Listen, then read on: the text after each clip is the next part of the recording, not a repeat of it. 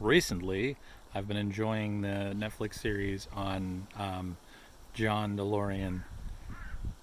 Never actually ridden in a DeLorean, but it was a cool car, right? Um, and it's terrible what the U.S. government did to try and entrap him to destroy the car company. Like, why? Makes you want to not pay taxes when they do things like that and wars and other things. But it's not why I am vlogging today. Why I am today is because of a beautiful poem that the young John DeLorean wrote. Know you what it is to be an engineer.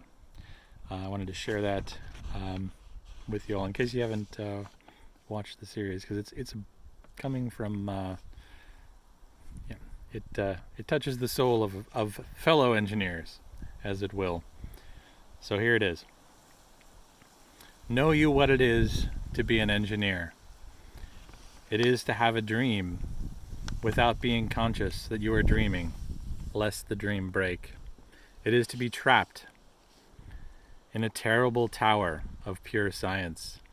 It is to live in a mean, bare prison cell and regard yourself the sovereign of limitless space.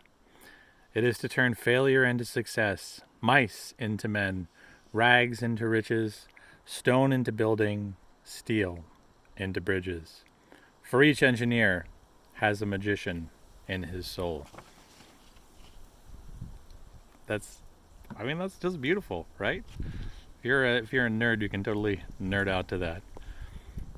That's the one of my favorite Arthur C. Clarke sayings that I always used to put on syllabuses when I was teaching classes was that any sufficiently advanced technology is equivalent to magic, because it just works, right? You don't know how, and it doesn't matter how. Um, you press a button, you say a word, you pull a lever, whatever it happens to be, it just works like magic, and that's good engineering. And considering the DeLoreans are still around today, even though there's not that many of them. There was When I was a kid, there was actually a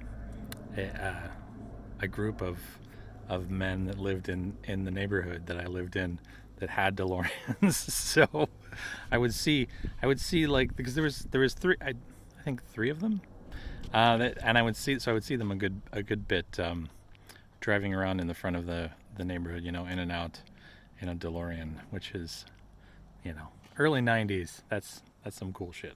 But it's even cooler today. But it's a sad story of what happened to the man. I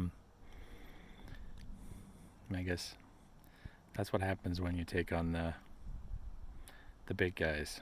They take you out. Hasn't happened to Elon Musk yet, though. So we'll we'll see with him. I don't think the Teslas are as cool as the DeLoreans, though. And I haven't read any of Elon Musk's poetry that holds a candle to this beautiful poem by John DeLorean.